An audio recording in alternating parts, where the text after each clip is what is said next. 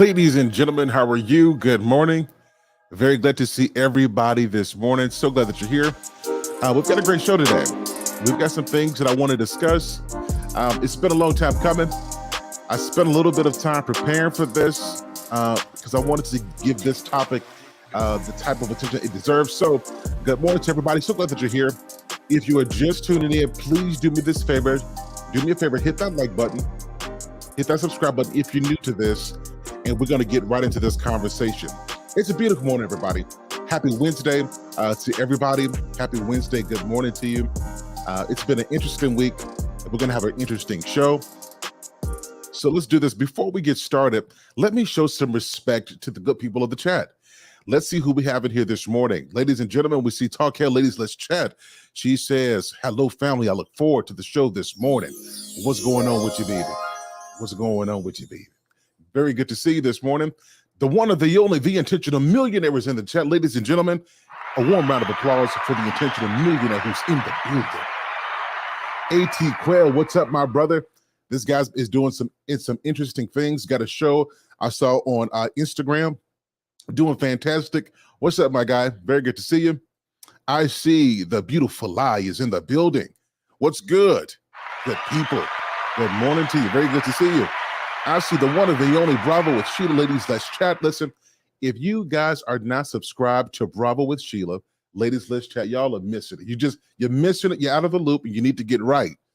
Take some time. If you're not subscribed, to go to her page, subscribe to her channel. Fantastic content, fantastic conversations. Salute to you. Thank you so much for being here. Bravo with Sheila. Thanks so much for being here. The world's greatest Jenny Marina, 6913 is in the building. Good morning to you. Very good to see you. I see Harris Tribe Media is in the building. What's going on with you? Good morning, family. Very good to see you. Sugar Bum, I ain't seen you in a minute. Very glad to see you. Very glad to see you. Thank you for being here this morning. Very glad to see you this morning. So listen, we've got a couple things to get into. So over the last couple of weeks, you guys have seen me. I haven't done a lot of morning shows just for a number of reasons. Just a lot of different things happening. But I haven't done a lot of morning shows. But the last one I did, I want to say I touched on Jada Pinkett Smith. She laughed. We all know what's been going on over the last over a week now, going on 2 weeks. A lot of the conversations we've been having. that is revolved around the attitude and personality that we see Jada Pinkett Smith have as it relates to Will Smith, and some of the obvious signs of who's the leader of the relationship, and the implications that have on so many different things. So we've talked about that. We've talked about the infamous slap that's heard around the world. We've talked about this, but what I did not do is spend time talking about the person who was the victim of this, the person who was slapped, Chris Rock. And I didn't do this because I wanted to spend some time digging into this particular topic so that I can extrapolate some truths that I think could help us all. So today I'm going to get into this. The show will probably be quicker. It'll probably be a little bit quicker. But here's what you guys can do for me really quickly before we jump into this. Let's make sure you guys invite somebody to join the live. I think it's going to be beneficial. And then I'm going to open up the call lines very soon because I am curious to hear your thoughts on what I'm going to share this morning. Okay, you guys do me that favor. Hit that like button on the way in. Make sure you share this with somebody. And then I'm going to drop the link relatively early today after I do my morning monologue. But before I do, let me give greetings to Miss Anye. Good morning. Very glad to see you. Thank you so much for being here. All right. So again, a recap. Will Smith, we talked about him. The slap, it bubbled up emotions over the years. He's competed with somebody who isn't here, unhappy with his marriage, the tension that he is experiencing, the frustration he is exhibiting is a result of pent up emotions and things that is now out of control. Dealing with the entanglement that we heard about just a couple years ago, and then the amount of attention that he receives about these kind of things over the internet, you start to see that the frustration that he exhibited over the Oscars is a reflection of that. We talked about Jada Pinkett Smith and some of the what I believe is narcissistic tendencies, where no matter what he does, it's never going to be good enough. We see that on full display. But I wanted to pivot the conversation to focus on Chris. I want to pivot the conversation to focus on Chris because I think this is a situation that we can all learn from. We can all learn from. So let's start here. Let's start here. As people, we tend to misjudge people because we're relying on faulty, outdated perceptions. It's what we do. We mischaracterize, we misjudge people. We generally have information, we have some experience, and that experience is unshaken. It doesn't change unless there's something so significant that occurs that forces us to challenge how we see a person. We generally are biased. And once that impression is made, we'll stick on to that, even in the face of incontrovertible evidence. So what does this mean? It means that sometimes we have to check our perception. Because sometimes what you think about a person, sometimes what you feel about a person, you have a perspective about them that's not rooted in objectivity. It's subject to your experiences. It's subject to what you've endured, subject to the things that you saw, and you take the information you have and you place it on them, and now it becomes subjective. You don't really know the person. They're subject to your opinion. They're subject to your perception about this. And I think that this is a very dangerous thing because when you get into faulty perceptions, this is when you get into classism, racism. You get into all of the isms because we subject people based off of information that's not empirical, may not be true, that's probably faulty, and that is not oftentimes a challenge to make sure that it's correct. So here's what's important. It is the people you are around. The people you surround yourself with make an impact on how you see the world. They make a fundamental impact. This is why if you are doing something in this life, it is so important that you don't hang around people who simply agree with you because it's you. How many people out there are making crazy decisions in life, who are making decisions that's going to alter their future, that's going to ultimately make them look bad because they're around people who say yes to them? They're around people who echo their feelings, echo what they have to say, echo their beliefs, echo their biases. And very rarely do they spend time around people who go against what they believe and challenge them because they want the person to understand truth and not just feelings. The truth is all of us do that if we're not careful. even you who are watching, if you are not careful, you will surround yourself with people who echo how you feel, echo how you see the world, and they do not challenge you to think critically, to challenge your own biases. If you're not careful, even you could be that way. How many of us have hated people or disconnected with people because of the word of somebody else? How many of us have formulated a perception about somebody based off of the words that someone else has said to us? Yeah, so it's very important to understand that everybody everybody can experience this, but it's important to make sure that you're around people who bring objectivity to the way that you think so that you don't place faulty perceptions on people. Now you're saying, Sir Hale, what does this have to do with Chris Rock? This has a lot to do with Chris Rock. Chris Rock was perceived to be this skinny little boy, and he was bullied for it. He was bullied for it. If you look at a couple of his interviews, he talks about some of the things he experienced as a young boy, and him being skinny, him being little. He was picked on a lot. He was picked on, and because he was perceived this way, he has to develop a sort of strength and be prepared to fight at a moment's notice because of how people perceive him. Because you know how it is that our human propensity, we look at your external, we look at your exterior, we look at how you present yourself, and from that, we determine who you actually are. In a lot of cases, we underestimate people because some people don't look as intelligent as they are, or they don't seem as strong as they are, right? We have our assumptions about them, and based off of that, we make our own biases. We come to our own conclusions. One of the things that you'll start to see from people who deal with bullying, and we understand that bullying is not something that is to be taken lightly. It does have some psychological impact on you. It impacts how you see yourself. Studies show that people who deal with bullying are often at risk for extended depression. They grow up with this depression on them. They tend to want to isolate themselves. They tend to be introverts because sometimes bullying has that impact on your mind to where you have to find a way to process that. And what we do, particularly for men, is we have all of these ideas about what men are. And generally, we see men like this. This is generally how we see men. If he doesn't have stature, if he does not have some level of stature, something that we can look to on the outside to point to his masculinity and to point to his strength, then we deem him as less than a man. This is something that we do far too often, whether we like it or not. We look for the biggest and the strongest and the baddest. We often look at the stature of a man, which, by the way, is important. His stature is important. But what we should be focused on is not just his exterior, not just how he presents himself, not just at his muscles, not just at his strength or his height. No, we shouldn't be looking at that. We should be focused on this, on his structure, because his structure is the principles. It is what he lives by. It's the template. It is the thing that he stands on. It is his foundation.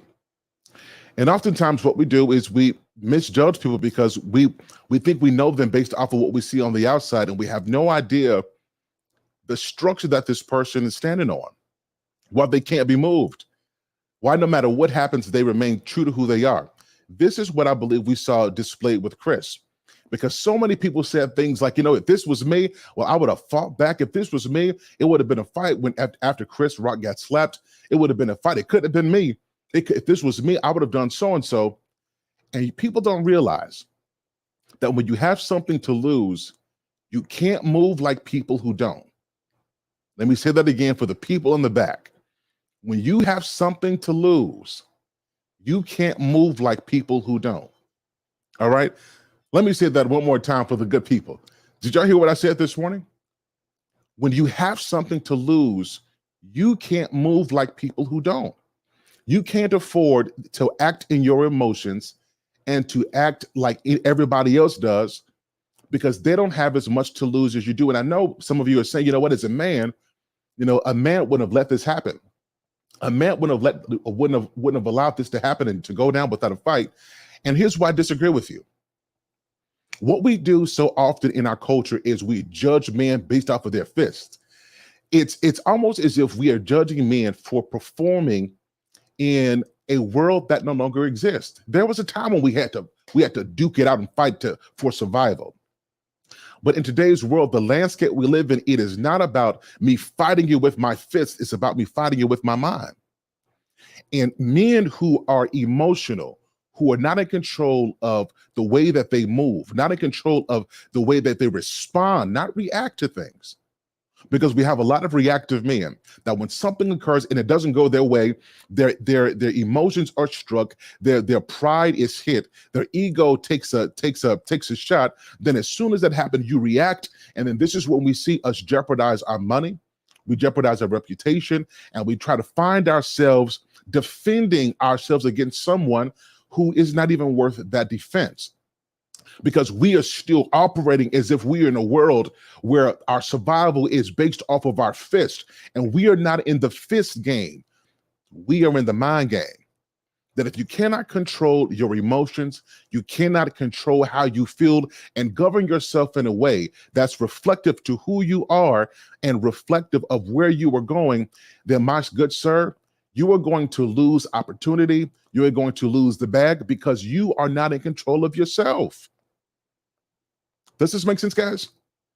And I saw so many people on here who were talking about, if this was me, here's what I would have done, and I would have been, it would have been a fist fight. I wouldn't let nobody do this to me. And when you start to look at most of the people, and this is not taking any shots at anybody, but once you start to realize who's saying this, you start to realize that people who are talking that way don't have anything that they're responsible for. Because when you are responsible for something, for people, for opportunities, that's not just about you. You have to have a level of restraint that the average person does not have. This is why, if you notice people who are multimillionaires, people who are affluent, who have something, they may have their issues. But one thing most of them who have true success are able to do is they're able to control their emotions.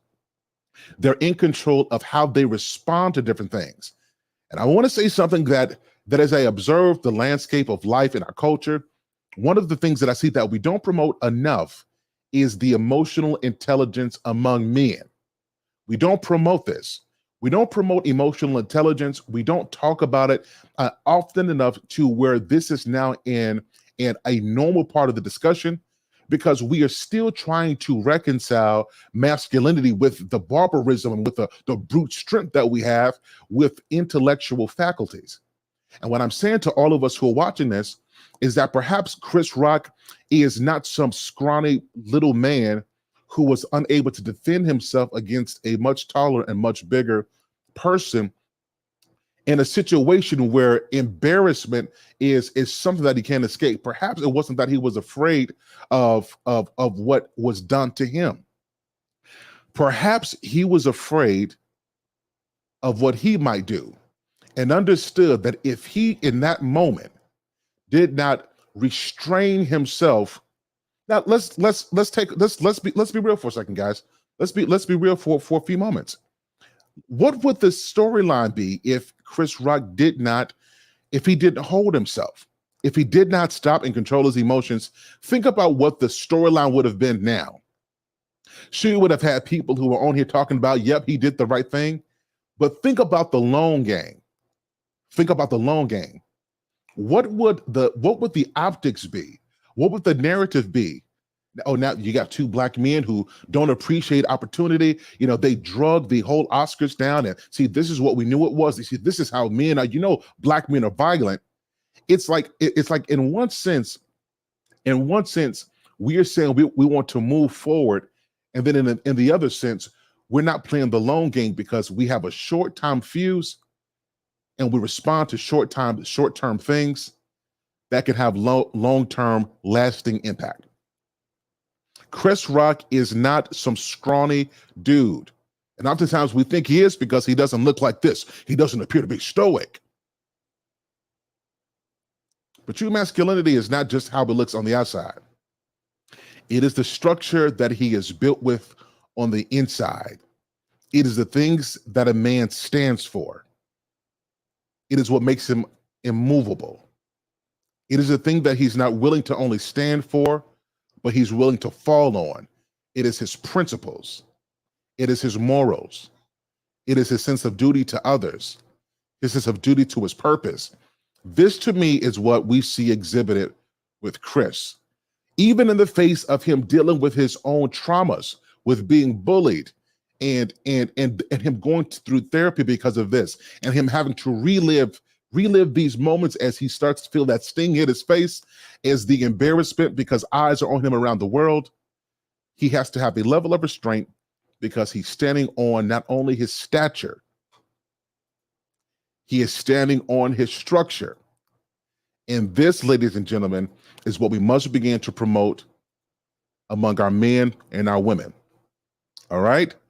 All right, guys, listen to me. What's your perspective on that? That's my morning monologue today. That's what I wanted to share, and that's what I want us to promote. That's what I want us to promote. I don't want Chris. The reason why I changed the thumbnail is because I don't want to perpetuate this thought about Chris Rock being some weak guy. Oh, I'm getting out of that. We're going to give great marketing because he seems like one of the strongest dudes that I know. He was able to conduct himself in a way that's respectable, and I want to give him credit for that. All right, listen. So what I just did is I just dropped the link a few moments ago, and I want you guys to come up here, chat with me, tell me what you think about this, and let's have the conversation. I would love to hear you guys. I would love to hear your thoughts on that. So I just dropped the link. Just dropped the link in here. We'd love to hear you guys' thoughts about this. Let's read some of these comments and let's see what's going on here. All right.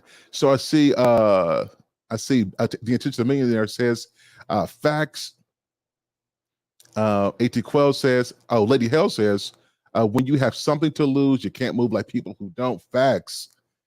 AT Quell says, say it. Yep. So good. So everybody, we get what we're saying. Good morning. I see Lakita Dillon is in here. Auntie, how are you? Very glad to see you this morning. Thanks so much for being here.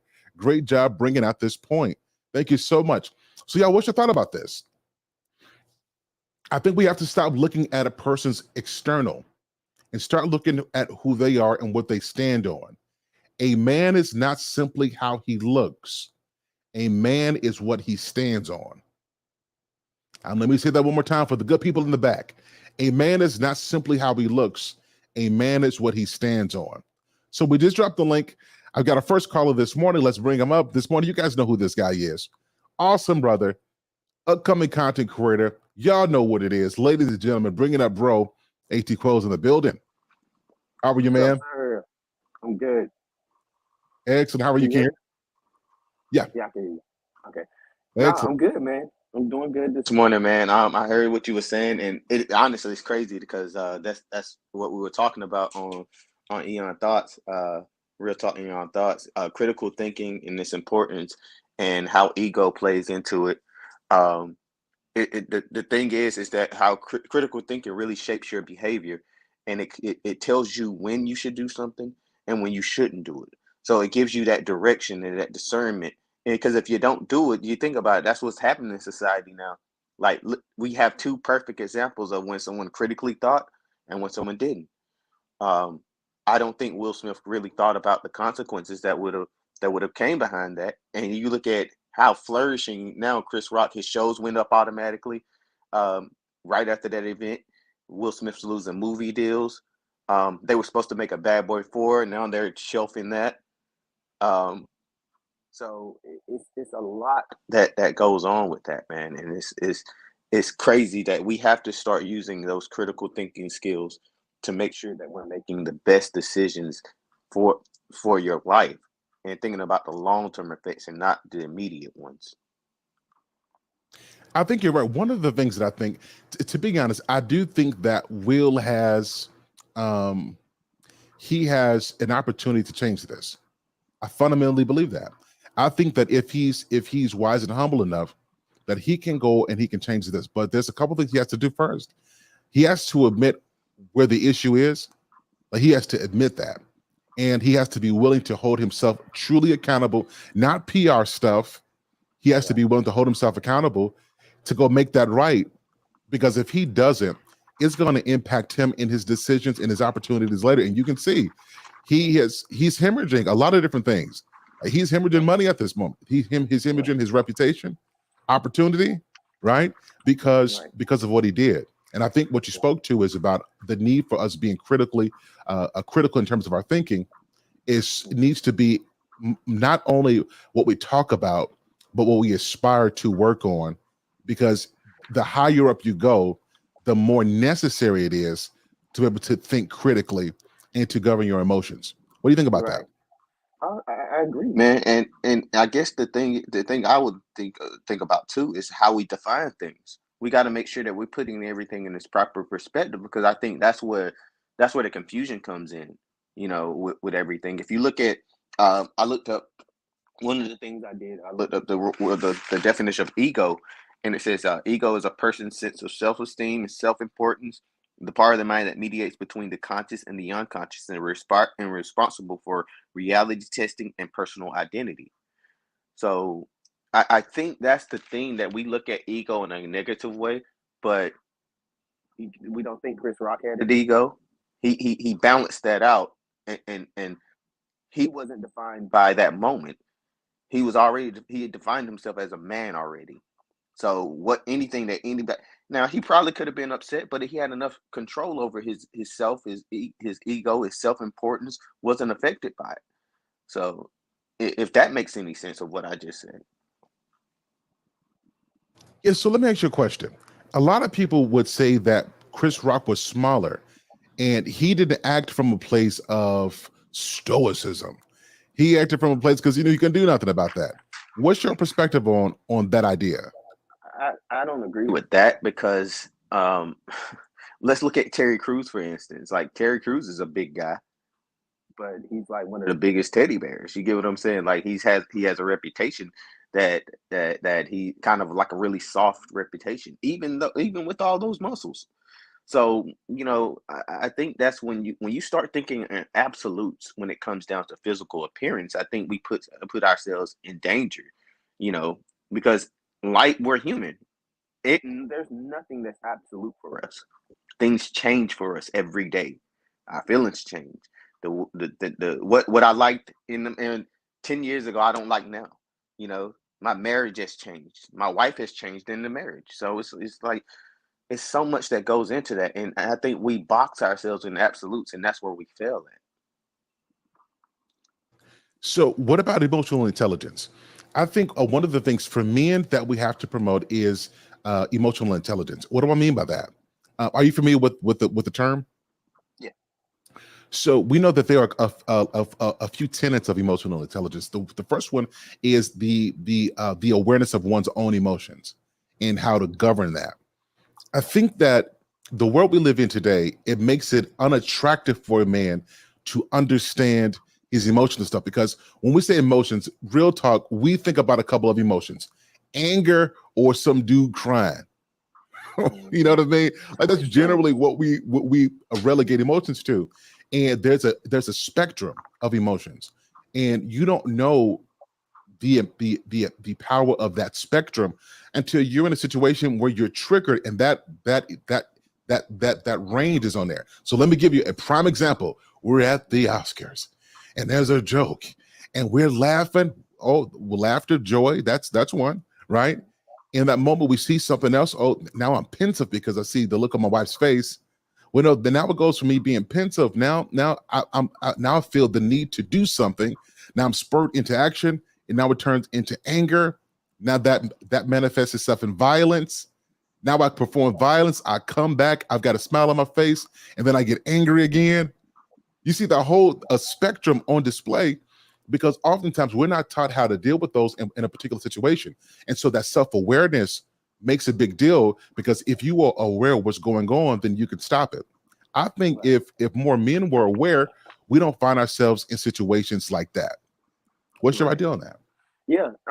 And just crazy, because we just talked about this, and it's crazy that as men, that we limit ourselves based off of the emotions of anger and crying. You get what I'm saying? There are plenty of other spectrums that we can go to. But I think it's because of a lack of men that understand that. You get what I'm saying? Like my father, just recently, I just had a conversation with him, and before he never really told me that he missed me, that he loved me, or any of that stuff. But the other day, he was like, he told me that he missed me and he wished that I would call more, and like because usually when I call him, he's always seemed upset, but he really had a heartfelt conversation with me, and he showed me something different than I have.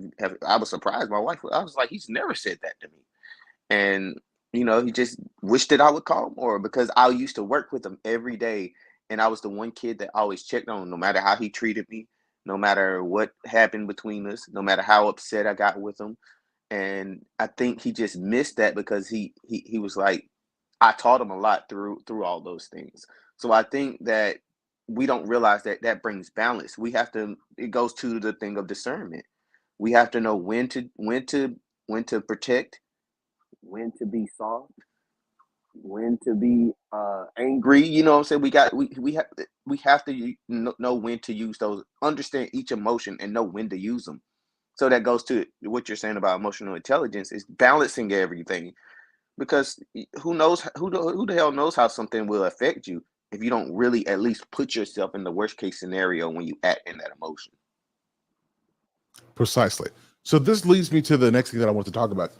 Guys, we got to stop mischaracterizing quiet people. We got to stop mischaracterizing quiet people.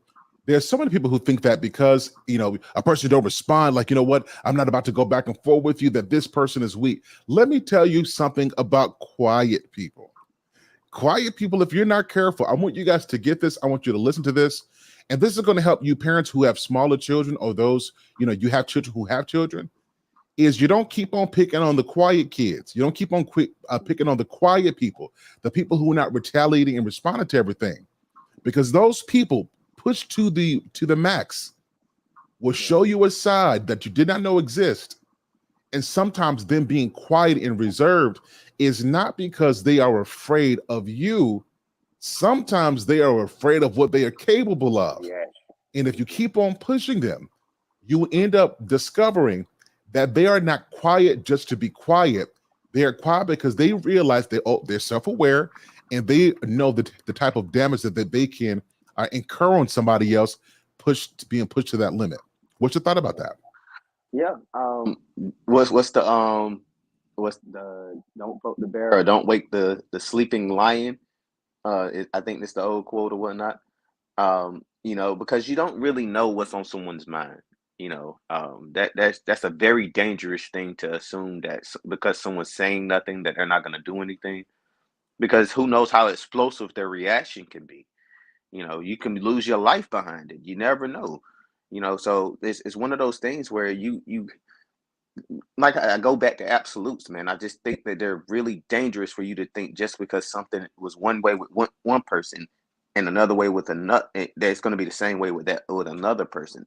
So because you don't know people's circumstances, you don't know what they went through, and you just don't know. I've seen plenty of small, quiet dudes that wind up welling on somebody, way bigger than them because just and the big dude just thought I got an easy target right here.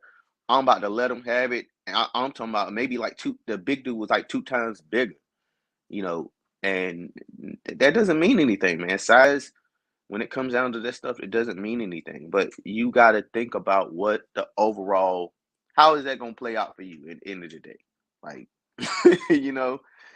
Um, but yeah, that's all I got on that. Yeah, so let me ask you a question. And this is for those who are in the chat as well. Has anybody ever dealt with bullying? I wanted to touch on that today as well. Have you dealt with bullying? Whether, and this is no Oh, judgment zone. So have you either been, it's either of three things. Either you've been bullied, you were the bully, or you watched bullying occur. Where do you no, fall at in that? I've been bullied within my family, outside of my family, like at school. Because I didn't really come up with much. I think I had told you that. Like um, a lot of times I had to go to school with like hand me downs and clothes that was way too big for me. So everybody like So I really got picked out on, and I was a small guy. Like I was really skinny like my whole life. Like, and everybody just felt like because I was a small guy that they were gonna pick on me and pick on me and pick on me. And I think that the long term effects of that, like you were saying, I wind up struggling with depression through my 20s. Um, Up until like recent years, I kind of really got over it, but the effects of it was really damaging. Um, uh, it was hard for me to critically think about stuff. It was hard for me to make decisions. Um, and sometimes I was too trusting with people, just trying to feel accepted. You know what I'm saying? So it was like a spectrum of things that I went through. Um, as a result of of those things happening. You know. Yeah, which is one of the tenets of, well, the effects of being bullied. Um, it's I was bullied as well. It's something that I'll tell you guys. Let's story time with Sir Hale, everybody. Story time with Sir Hale. So, is a young kid, skinny black kid, um, I was bullied. His name was John John. I remember it. I remember what it felt like. It's not that you don't think that you can fight somebody, is that it does something to your head when somebody has some type of control over you. And it's not them saying I got control over you. It's you feel what they might do to you. It's a control without control. And I think that more people who have not processed that find themselves getting bullied in other areas. They don't speak up for themselves. They don't know when to leave. They'll stick around for stuff. Even in marriages, I think people can be bullied in marriages. I Right. think you can be bullied in a parent can bully their children. And the effects of what this does to you over time is it will mess with your head, and you will find yourself depressed. That self-esteem will be low because you are torn down from the inside.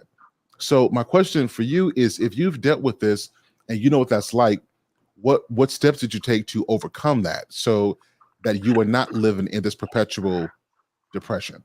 Man, it's a myriad of things, but the biggest thing was to accept that I am important to myself, to have a little bit of ego about myself. Not that I'm arrogant, but that to know that I am important to me, and I think that's what I lacked a lot of, just like just how valuable I am as a person. And when I took enough time to look in myself to see how talented I was, or to see that what I had available to me, I didn't look at other people so much. So it gave me enough time to reevaluate and to shape what was going on up here. To realize I need some help. I need something that's gonna help me get out of this, because I just got tired of being down all the time. I don't know if anybody has been through depression, but it's a feeling where you can't get up. You're down and you can't get up, and you're stuck in it, and it's gloomy, and I mean it's bad, because it's just like you sink in it and it's like quicksand. And I just got tired of being like that, and I got tired of not being happy and enjoying life. Um, but once I could shake it, and once I can just look in myself and shake what was going on here, life was just so much more better, you know. And it made it easier for me to live without having so much pressure to life. That's excellent. For those who are in the chat, what about you guys? Have you guys dealt with this as well? Like I'm telling you, being bullied can make you a monster. If you are not careful, being bullied can make you a monster. Because once you go through it enough, you will say to yourself, all right, at this point, because now you don't fear nothing. You've had so much to happen to you. It's happened so many times. Well, now you almost have an immunity to it.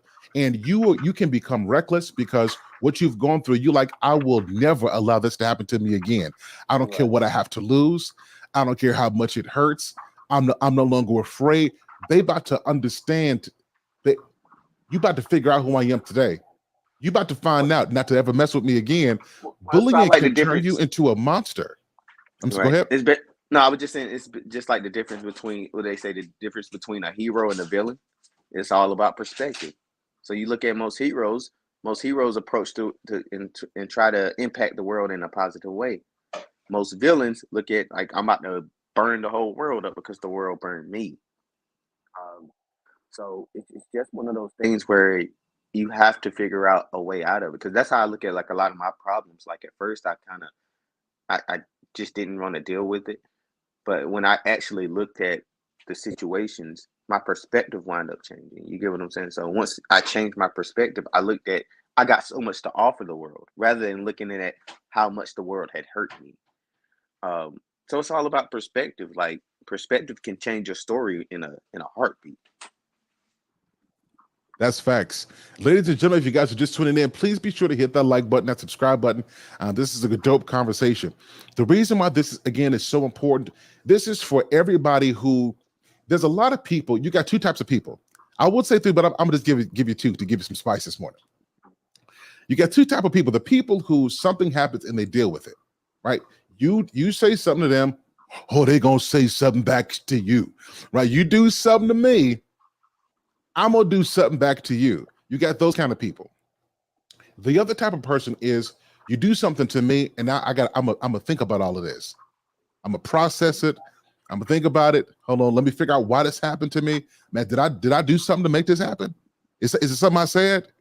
Man, maybe did I have this come? Did I do this to somebody else? You got the thinkers. So you got the one person who's gonna respond, the other person who's gonna think about it. And the thinkers are the people I'm worried about. The people going to respond, they're going to do what they do. It's the thinkers, because people who they let stuff happen for too long, they take on too much for too long. Those people, a situation will occur, and those people, you talking about letting all that out? You know what I mean? These are the people who end up exploding because they have not processed stuff out. See, we often say you have to process what you go through. I say you have to process out what you go through. In other words, it's like eating, like I talk about the digestive system. Like if you eat food and you don't digest it in a way where the stuff you no longer need goes out, you become sick. It's the same thing with issues of life. If you don't process stuff out, that stuff that gets in you, you find yourself becoming sick. And this is when you see people who, Miss Pearline was so nice. Miss Pearline was such a nice woman. Miss Pearline just threw some fists, just threw some hands, right? Miss Pearline just cussed some folks out, right? Miss Pearline ain't that sweet, gentle, old, nice little lady, right? Because Miss Pearline has gone through enough stuff where she ain't taking nothing else no more. She ain't fit to let nothing pass by. She's going to let you know her mind because she's been through enough and she's not about to hold back. Thinkers who take on too much end up exploding later. What you thought about that? Yeah, man. And it kind of goes back to like the whole comic book reference I read. I was talking about like if you look at like Joker as a character, Joker is that dude that sporadic dude you don't really know what he's gonna do. But then if you look at Riddler as a character, Riddler was a smart person that took stuff for so long, and then now you look at it, now he's this maniacal genius that he messes with you psychologically. You get what I'm saying? So it's like it's two different extremes, but the one more dangerous because Riddler's getting up here. He's trying to destroy you from the inside out. You know what I'm saying? So I think that plays perfectly to what you just said. Like just the differences between people, and I'm a big nerd for comic books and stuff like that. So I use those type of references. Very good. Good. So somebody said, I saw a comment. I think it was this one here. It says, so did Will explode since this was his second time making his wife the butt of a joke? So let's deal with this for a second. Not only have jokes been used to, people taking jabs. That's how comedy, particularly black comedy, exploded, is the way we were able to take an audience and just go in. But can we seriously say that the words, that the statement, hey, I can't wait for G.I. Jane 2 to come out, warrants this? I think as, and me just being honest with you, I think that we have to have a different level of maturity. And if you don't like something and you deem it disrespectful, well, you can have a conversation about that. Here's what gets me. It's not disrespectful to say, hey, there's somebody that came into my life who was, had mental things going on, and I just wanted to feel good, and I wasn't happy, and to say all of that, and then you can say this on the world for the world to hear.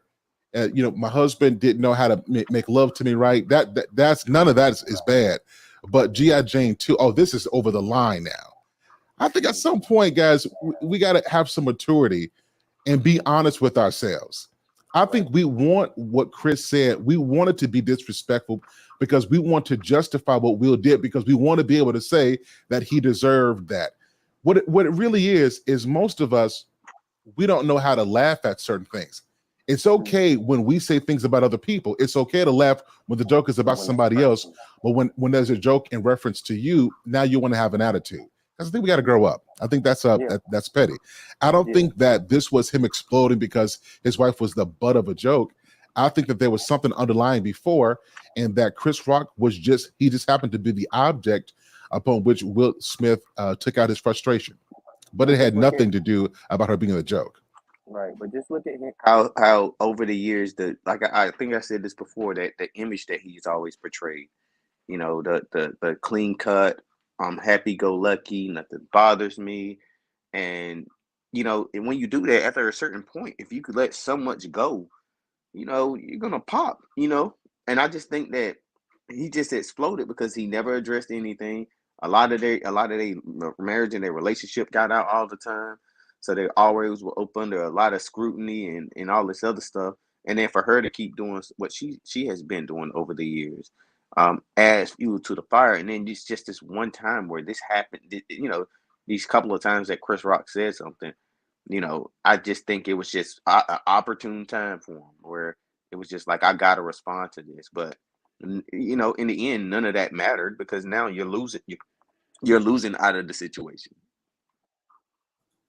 Excellent. Now check this out. Why do we give comedians a pass to say disrespectful things because it's funny? Like, come on, now, come on, guys. It's comedy. Like, see, Hmm. we are so fragile as people. We don't know when to laugh at ourselves. I was saying this, to about me and my wife. Now, if we're at a comedy club, listen, AT Quell, let me tell you something that I know. I'm gonna get roasted because I got a shiny forehead, I got a big nose. Oh, I'm gonna get some jokes cracked on me. I already know this. But if I go there sitting in the front, knowing that there's going to be a comedian who's there, I'm probably going to get that. I got to have some level of resolve within myself to know that as an adult, that your words don't shape my reality. It's like I don't understand. So are we supposed to censor comedians and make sure that all the jokes are respectful? And I got Right. a good example. I got a cousin that used to just joke around all the time. Just like, because it was this thing where we were back in North Carolina, we called the Joneses, or somebody scolding on you and whatnot. And and to me, when I look back on those things weren't so bad. Like, it was just how creative people could come up with jokes and stuff. It wasn't personal. It wasn't somebody attacking you. It was just who got the better joke, who could do this. Like, and a lot of times when my cousin did certain things, he did it because he knew I was getting upset. Like, the joke wouldn't have been that funny had I not gotten upset. You get what I'm saying? Had I not gotten mad, had I not been sitting there getting emotional about it, like, he would have stopped doing what he was doing. And he flat out said this to me. And now that I'm older, like, we got to realize, like, some you got to when to let something go and when not to. Like, it wasn't like he came at her maliciously and he put her in, like, he was talking about some kind of some kind of terminal illness that she had, or whatever the case is. But I mean, come on, man. And here's the thing, guys. If I lost my hair, I would dead cry every day. So I understand this. But here's the thing. I want to say there was an episode or something she did where she came out and she showed where she was losing hair. And she said that she embraces it, that she doesn't care what anybody says about this. Right? Come on, guys. If we're gonna say this, we got to be fair about this. There was a whole thing about, I don't care what people say about this. And to be fair, she doesn't look bad without any hair. She looks, I mean, she's still attractive, right? So I think that it wasn't just about what somebody said. It was who said it, and it was the moment.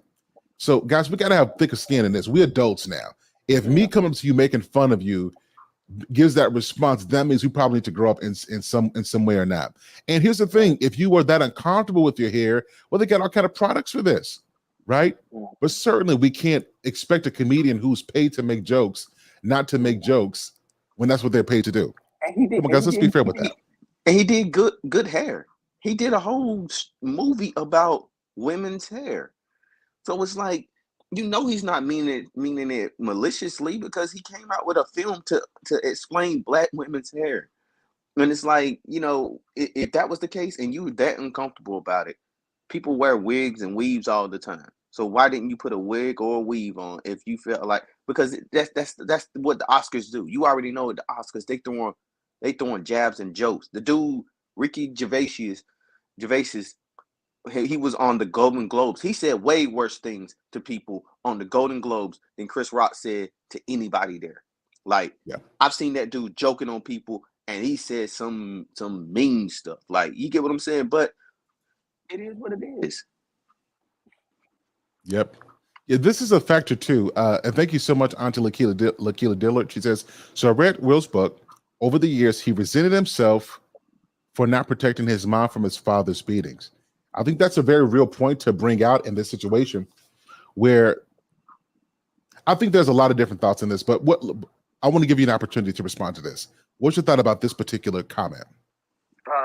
I mean, I think I can see that. I mean, I can see that being projected on from his life. You could kind of get that kind of vibe from him, where it's just like he never really that could be where some of the damage and stuff comes from in his life, and the hurt. And you could kind of see how he kind of reacts to stuff. It's like he's almost all the time, it's like he's ready to just break down and cry. You get what I'm saying? And I'm not trying to say that nobody should cry, but it just seems like it's easily drawn out of him.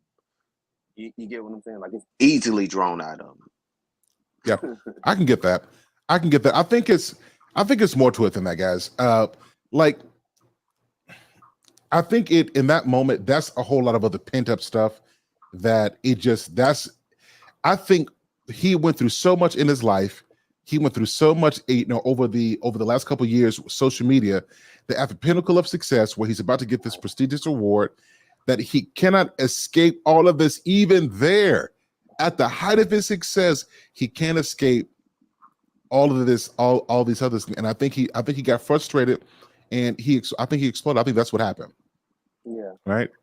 And I just think him not dealing with those things is because anybody else that might have went through similar situations. Because, a matter of fact, I'll give you a better example. Look at how Chris Brown responded with the whole Rihanna situation. And his father, stepfather, beat on his mom. So you get what I'm saying? So it's one of those things where people have not really processed things, like haven't really dealt with them, even with their successes. That just goes to show you money and fame don't change who you are on the inside. It goes to your whole thing about structure. That means they probably really don't have structure. You get what I'm saying? They really haven't built themselves up as the man. They just put the facade on, like, I'm this man and I got it all together, and I just they really haven't dealt with anything. Yeah, look, some of y'all tripping this morning. Hold on, who did I see in there? Y'all said, listen, the Oscars aren't a comedy show. Well, you tell that to the comedians that they hire. Come on, guys. You're right, it's not a comedy show, but that's like saying me going to a conference and they don't have a comedian there. Well, this is not a comedy show. Well, if I bring a comedian there, I'm doing that because I'm trying to create an atmosphere that's not so stiff. That's why you bring people. Right. And they brought guys. If you don't know who Chris Rock is, if you guys need a reminder, go through the 90s and type anything Chris from him in the 90s. That's Chris Rock, right? I don't know what we're so surprised for. And to be quite honest, that was a kind joke. Yeah, it was very kind. I'm not understanding where we're going with this. Yeah. Yeah, I mean, I don't see about anybody really getting, upset about any of that because it's just like this is what they do. This is what they do for a living. Like if, like you said, if they're inviting a comedian there, they're not inviting him there for his intellect. They're inviting him there because he tells jokes. So Yeah. it's like, and comedians are paid to pretty much push the envelope to see how far they can go with something because they're trying to take the all the tenseness out of life. You get what I'm saying? Like any comedian will tell you that they're trying to take all the tenses out of life and find the joy in it. And if we got to be so serious where it's just like and up in arms about this stuff, then you're not really living life because I think that's where I failed at in my life when I took life so serious that I couldn't laugh. That Man, I could. man, say it. I was about to say that too, man. Like, look, I see this. Look, I couldn't be around certain people. Like people who can't laugh about stuff and can't laugh at themselves every now and again. I don't know how these people live and go through. At some point, you got to have some sense of humor. Don't nobody want to be around somebody who always got a tense face and uptight and can't smile and laugh. Don't nobody want to be around that. You got to be able to laugh at yourself because if you can't, And your feelings going to stay hurt. and the first thing that people do, and that's one thing that I don't like that people do, especially when they go to church and stuff, is like when something is said and it's wrong, then and you throw the Bible. But the thing is, there's comedy in the Bible. There's things that are in the Bible, but it's like God made us to here to so that we can enjoy life, so that we can have this life and live in harmony with one another and not always be in conflict. That to me, that's what the story of the Bible is. It's to make sure that you lived in harmony with man and God, not to make sure that I'm better than you or we have to be righteous. No, that's why it didn't work. That's why the Old Testament didn't work because they focused so much on the law and not the relationship. They didn't focus on the relationship with one another. Like that's what we got to get back to learning how to empathize with one another and having a relationship. Like what we're doing right now, we're two different backgrounds, but we can at least empathize, even though you may not necessarily always agree with me. Like Yeah, that's what it's about. yeah, absolutely. Yeah, so I'm not sure how to say the name. Is Sire one. If I said the name wrong, please forgive me about this. She says, "How did he know that she wasn't going through chemo? The same way people made fun of Chadwick Boseman when he was losing weight." To be honest with you, if you've been around for a while, you know the difference. And I think looking at Jada, she didn't appear. It didn't appear that way at all. I don't think that there was any besides him just poking fun. I don't think it was anything other than him simply poking fun. It wasn't about why y'all so deep. Can Yeah, y'all? Why are y'all we so are. deep with this? Y'all, Yeah, please help me understand. And we trying to Sir, project. I love everybody who's watching, but guys, come on, we're too deep about stuff. We're too deep about this, right? Yeah, we can't project other people's situations onto those things. I think that's bad for us to do. Well, why didn't you? What about this? Or what if they did that? Like, no, what happened happened. That's what we got to look at. What happened in the situation? What she has? What's going on with her? It's not for us to be sitting here trying to say, well, what if this? Because it's no what else. We know what happened. Like we know we saw what happened. We saw what occurred. We saw what was going on with her, and quite frankly, like you pointed out, she said she didn't have any issue with people saying anything.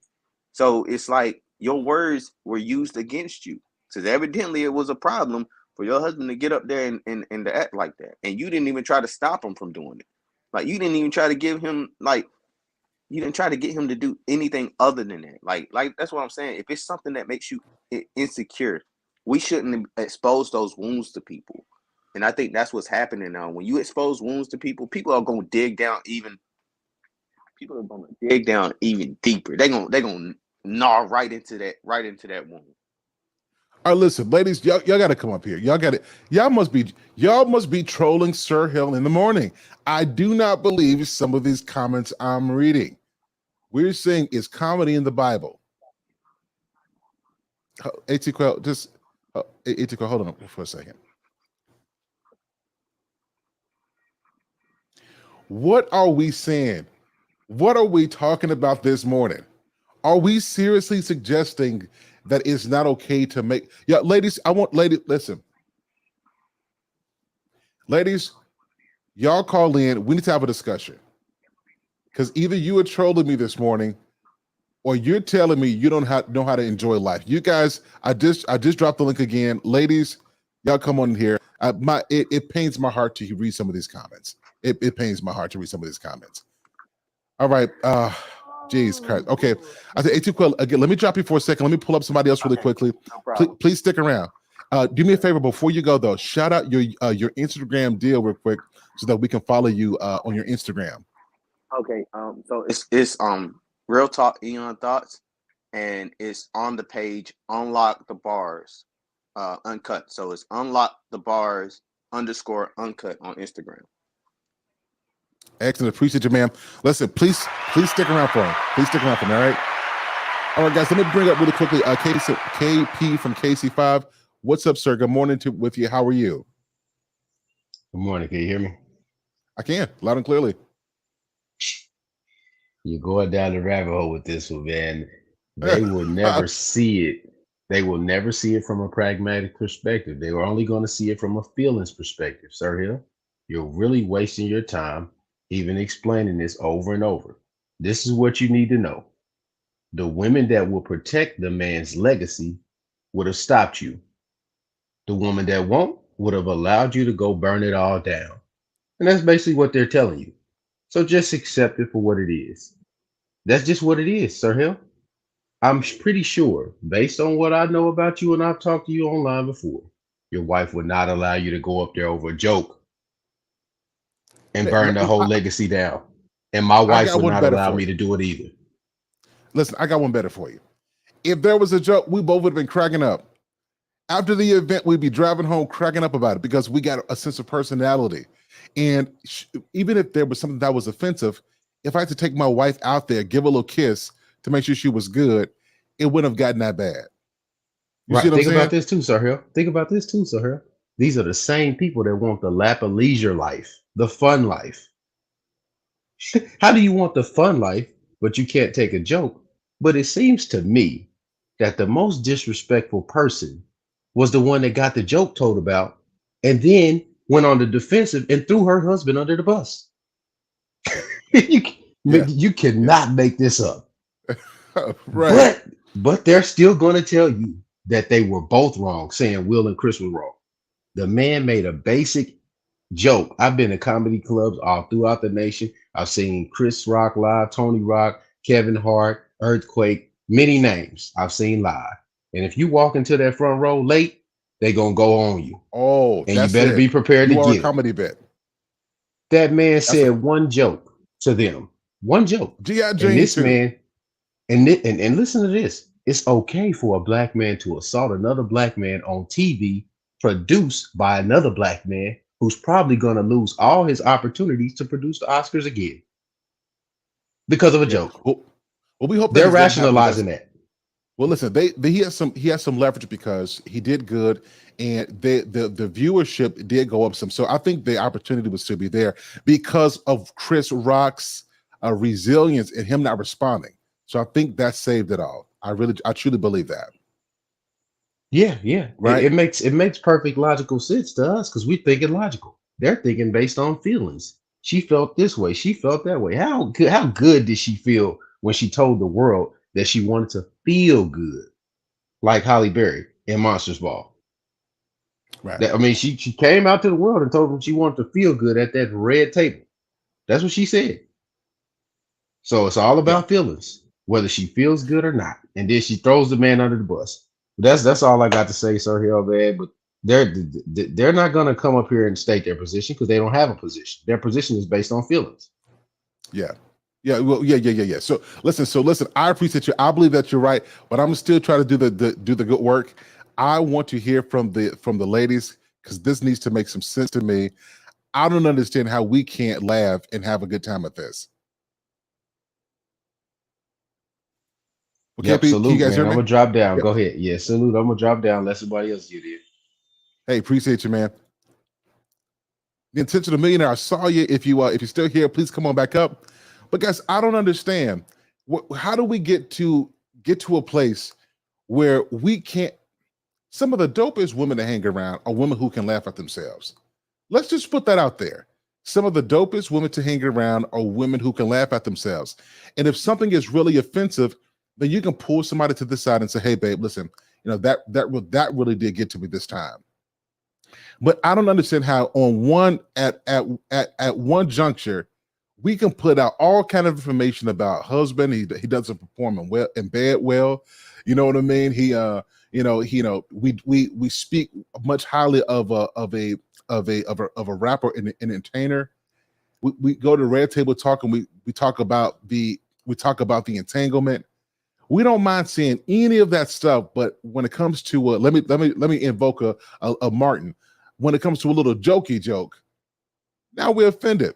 I think it's crazy. But again, ladies, if I understand that you have a disagreement, but what I'm starting to realize is that a lot of our sisters want to hold on to how they see things and don't want to open up the possibility that how you see it is not really what it is. Like I'm really starting to see that. And the reason why I'm asking the ladies to come up and to come up is because I want to be able to talk through this, because I see this happen way too often. Like women can't laugh at themselves. And when they can't laugh at themselves, now the guy you with can't have a good time. He can't be happy because you mad because you don't know how to you understand? The dopest women are women who can laugh at stuff. You understand? Fellas, have you ever dated somebody, a young lady, and you trying to have a good time, be cool and stuff, and you're so worried with keeping her good, making sure that she doesn't have a bad time. You're so focused on making sure that she doesn't feel bad that you can't even have a good time. You can't laugh at what's going on. You know what I mean? You can't have a good time because she don't know how to have no personality. She can't take a joke. She don't got no sense of humor, right? No personality in this. And you so busy trying to make sure she's good, you're not even having a good time. These are some of the most boring people to be around. I'm telling you, you want to have a good time, be around a woman who's confident within herself, right? Who knows how to laugh and have a good time, so that everything that's perceived to be an attack is not turned into one. Does that make sense? That's my little rant this morning. All right. So listen, let me bring out my brother Black Man Unfiltered. What's going on, good sir? What's going on, my brother? Good morning, man. What's up with you? Ladies and gentlemen, if you guys are not yet following Black Man Unfiltered, y'all know what time it is. Make sure that we follow Black Man Unfiltered. He just passed 800 subscribers last night. Shout out to Black Man Unfiltered. Appreciate that, brother. So listen, man. So listen, what you got for us this morning? You know what? After looking at it, everybody's not the same. Because when I first looked at it, I think that Chris did hold it all together. I think he held the glue together for everybody that night that made historical marks in their life and had historical moments. Will took a shine off a lot of people, a lot of Black people that night that had super success and got Oscars for the first time and things of that nature. Samuel L. Jackson getting an honorary Oscar, Danny Glover, all these different people. So I think if Chris would have reacted, then the whole show would have stopped. No one would have got their reward. No one would have gotten noticed for their work. Because on the other, like I said, everybody's different. I think God puts people in position to shine. And I think Chris had an opportunity to shine. Now, me on the other end, I'm saved, but I'm also have a hint of hood right down by my elbows. And so I think it would be. You said you have you have a hint of what, Black man? A hint of hood right below my elbows, because what would have happened for me if I were slapped, then the show would have ended. And so I think that because at that moment you're not thinking your levels are up, and Chris was prepared for this because he had counseling before this. He had therapy from stuff that he did when he was a kid, his anger management. So he knew how to deal with it. But people like us, we don't have the therapy to hold us back. And so I think he was in position to make a difference. I think his ticket sales went from $40 to $400. I think his money has gone up. I think he's respected around the community. Now his brothers, on the other hand, they out for someone's head. But He's just a different type of guy, and he knew that he had more to lose. I think Chris would have had more to lose if he would have retaliated. And Yeah. so that's the way I see it, man. But all the women that are encouraging, like you said, a man is measured by his fist. That's the dumbest thing, because a lot of men right now are in little cell blocks or graveyards because they try to prove themselves to a woman that didn't even deserve the protection in some cases, or didn't even need the protection over something that's crazy, over a jokey joke, like you just channeled Martin, over a little jokey joke. Any woman that can lean back and say, ha, ha, ha, ha, because I personally went to a Paul Mooney stand up. Everybody knows Paul Oh Mooney man. is, oh my God. And I was sitting on the front row, and he said something to my wife. He said, look at your big old juicy sexual lip. Look at your lips. And I'm like, and at the time she laughed, right? And I laughed, and it was over, right? And so you have to have a type of woman that knows, okay, I'm here. This is a comedian. This is job. He said something about G.I. Jane, and my husband got on stage and tried to be Hancock. I mean, but it is what it is, man. But I'm glad to see you, man, this morning, brother. Showing out this morning. I posted you up this morning. Are you up with Sir Hale Speaks this morning? I appreciate you, man. Listen, let me tell you, the reason I ain't been on, we've been doing these streams that be late. If I don't get to bed at a certain time in my 30s, man, it just ain't happening. I know that's right. Happening. Sir Hale in the morning will be Sir Hale, somewhere between the afternoon and the evening. That'll be the name of the show. Sir Hale somewhere between the afternoon and the evening. Yeah, man. So let me get some rest really quickly. But I think this speaks to, man, like we pulling this back to Chris Rock. I think he saved a lot of different people. He did the way that he was able to control himself. I think we don't give him enough credit for that. Exactly. He controlled himself in such a way that even myself, I consider myself to be peaceful. I don't know if I could have handled it the way that he did. So I think we need to take a page out of his book, all of us, and do a better job of controlling our emotions. What do you have to say about that? I think we do. I think we do need to control our emotions. I think we do need to control what we say, how we say it, and know that there's a time and a place for everything. And I think that if he would have slapped Chris Rock at Whataburger, it would have been a different situation. Because that would have been okay. But I think having control and knowing where you are, knowing your family, your kids are going to be watching this, knowing that it's a teachable moment for your children to understand. Listen, even in these moments, you have to have self-control. So I think that overall, Chris did a good job. I do see a lot of men in these YouTube streets are saying, I enjoyed it. I love it. I love it. And those are the guys that do a lot of talking, but they can't beat themselves out of a wet paper bag. And they just keyboard warriors. They're not going to do that. A lot of these guys that are talking about, Will did the right thing. He should have done it. It's all about at the end of the day, it's all about self-control, man. Self-control, control yourself, control your actions, and don't allow a woman that has a pack of batteries to put one in your back. Excellent. Listen, I want to ask you a question really quickly. And for the people in the chat, I really want your response on this one. Sugar Bomb says this. She says, maybe if black men weren't attacking black women all the time, then we wouldn't have to be on defense. I want to ask those who are watching this and those who will watch this broadcast later to comment. At this particular juncture, is this how you see it as well? Do we see a lot of black men attacking our black women? Is this a norm? What do we mean by attacking? Right. Well, my grandmother used to say this, Sir Hale. She said, baby, if ain't nobody talking about you, you're not doing nothing right.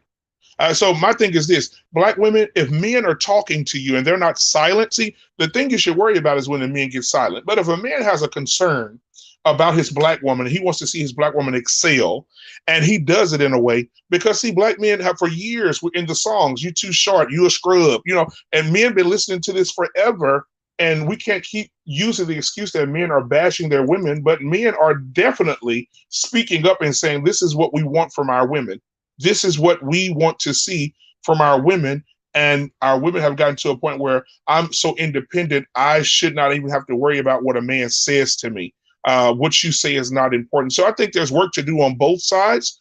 But I think that when men have a concern, women should actually listen to those concerns. If you're looking at a panel of 10 men from 10 different places with 10 different mindsets, with all of them have 10 different job titles, and they all saying the same thing, I think you should listen. And so that's just my thing about it. I think that, a lot of women focus on, let's think about that. A lot of women do focus on what men say a lot of times, but they're not trying to understand what men say a lot of times. That's just me. Yeah. I can't change anybody's mind. Right. But exactly. I see so many men who won't tell the truth because they don't want to hurt people's feelings. Exactly. This attack, I don't see this played out in the normal. And I often have to ask, what do we mean by attack? Like, what do we mean by that? It's accountability. If by attack, yeah, if we're talking about attack where they're going after you and saying things that are untrue or putting you down, then we have to address that.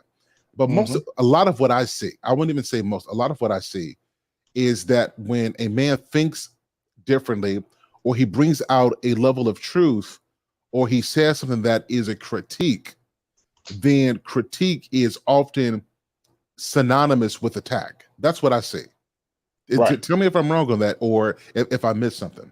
No, you didn't miss nothing, brother. You put the eggs in the flour here to make the cake. So I think that, yeah, that is absolutely correct. I think that we're getting to the point of accountability. When it comes to accountability, we are finding, and this is no shot to anyone, we're finding every excuse to get away from the accountability factor. And that's on both sides, men and women.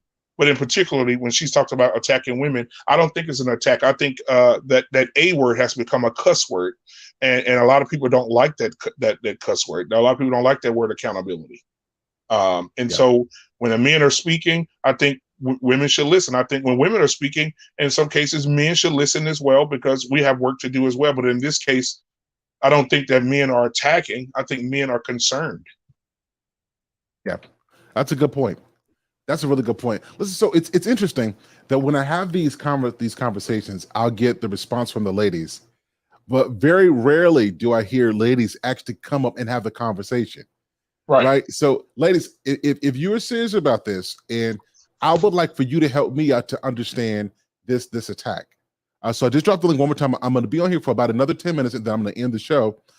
But ladies, I would love to hear what you have to say, because I don't see the attack that you're talking about. I just don't see that.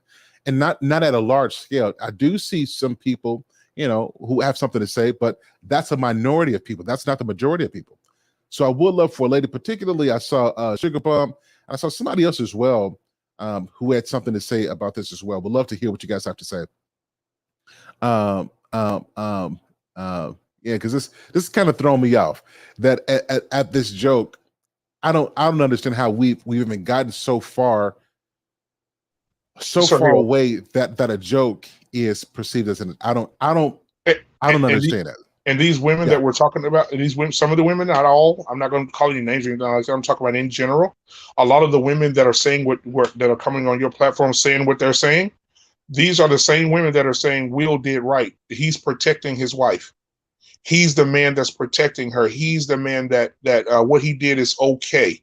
They're okay with the violence, a man against a man violence. I'm hearing it in my own family. I'm hearing my sisters, my cousins, my relatives say, Will Smith did the right thing, protect your woman at all costs. And I'm thinking to myself, wait a minute. So you mean to tell me the only way I can prove myself as a man to you is that I have to go and be violent toward another man, get locked up for 5 to 7 years for battery or assault. And during those 5 years, you write me a Dear John letter in jail saying, I can't do this anymore because I meant that I want to be with the guy that you beat up.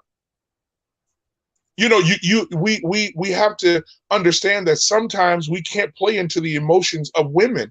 And because if I got to prove myself by putting myself on the line and risking myself not being a father, risking myself losing my job, risking myself becoming a felon, risking myself of losing my life, for you to believe that I'm a man, then you need to be by yourself until you figure out what a real man is. Sometimes being a real man is walking away, knowing that I can go home to my sons. I can go to my son's football game on Saturday, my daughter's basketball game on Tuesday, knowing that I can see my daughter get married, see my son get married, see them graduate high school and college, instead of running up on a man that I don't even know if he's armed or not. And I run up, but just because you shed a tear because he said a joke, and I run up on him and he blasts me away. And then now you're a widow. My kids don't have a father, right? Everybody's life is altered in 7 years or 5 to 7 years. It's not even that long now. In 6 months, you fall in love with someone else and live the rest of your life. And I'm in a cemetery. You got good stories to tell though about how he protected you. Yeah, he's Now the he ain't got his protector. freedom, He's ain't got his, he's ain't my got his Black bag. Panther. Yeah, no.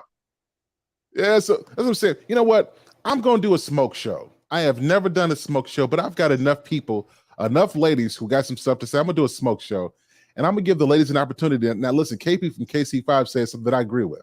That we may be having, these may be bots coming to my page.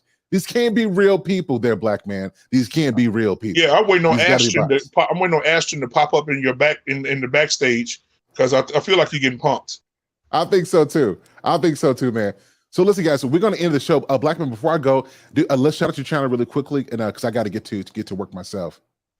Absolutely, guys. Please go ahead and go over to Black Men Unfiltered Network and go ahead and hit that subscribe button, hit that like button. Last night was a phenomenal conversation about Jezebel. Woo! And so Sir Hale Speaks he came through and dropped some really, really good nuggets last night, along with TJ Randolph and I Am Courtney and the Book of Genesis, Jedi Mike, E-Man. We had a security boss. I mean, it was a star-studded cast last night. If you missed it, please go check it out. Hit that subscribe button. I'm headed to 1,000, and I can only get there with you guys being behind me and pushing me up the mountain. So thank you guys so much for who support me, and thank you guys who are going to go check me out today and subscribe to the channel. I appreciate you guys. I love you. And also, my brother Sir Hale Speaks has some content like no other in the morning. He is the morning king. Good morning, America. Get ready. This guy's coming. Let him know. Appreciate you, my brother. Thanks so much. Yes, Listen, sir. now, guys, listen. Now, I can't leave this without, if Candidate comes on your platform, you make room for Candidate to join. I will. So I was going to end the show, but she's on here. I cannot stop the show until she says something. Candidate, how are you? Good morning, rather. Good morning. So I just wanted Good to, morning.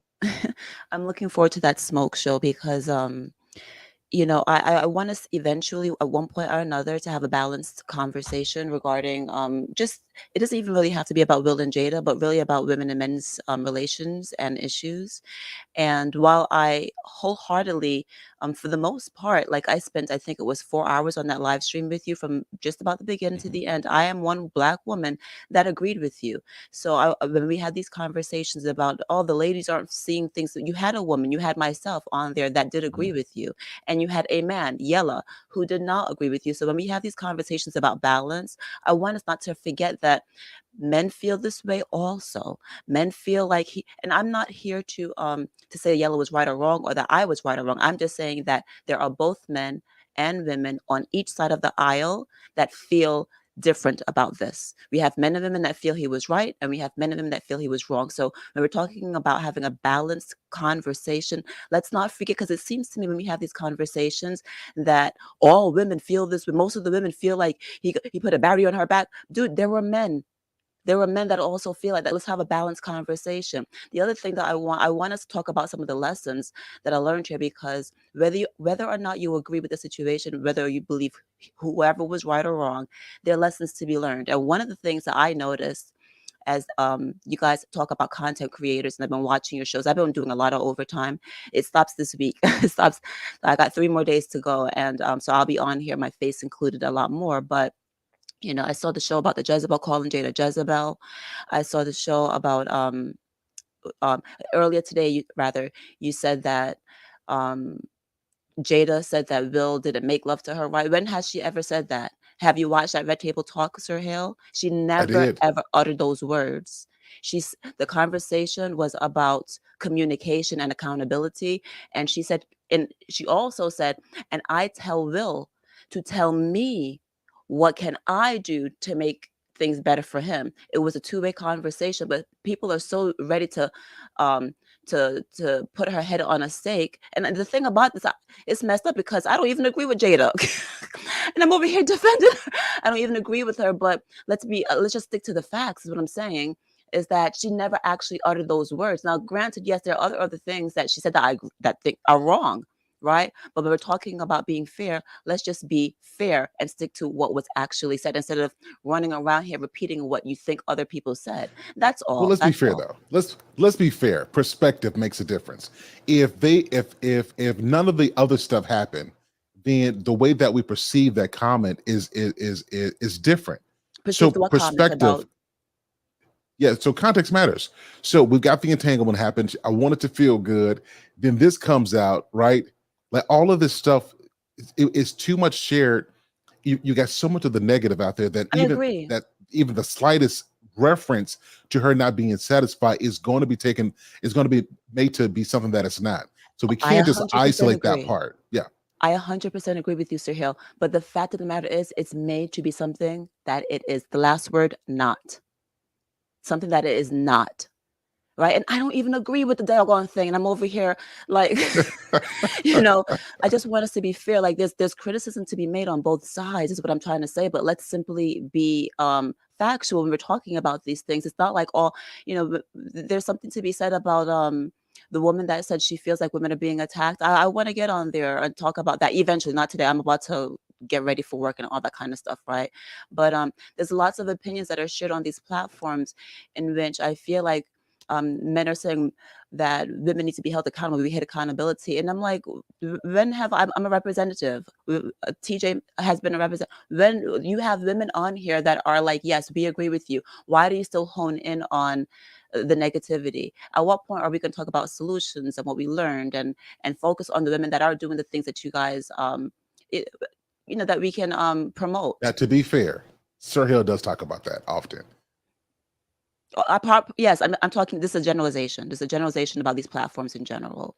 So when a woman says she feels that black men often don't attack, I understand why. Have you listened to the red pill? Have you listened to the black pill? Have you listened to, you're hitting the wall? Have you listened to all these negative things, that are said? I mean, there's a lot to be had there. And with that woman's comment, is not, even though I understand on the surface level that comment, there's a lot to unpack there, but there's also something to take light of. Like, those are her feelings, and let's unpack those. Let's listen. Why do you feel this way?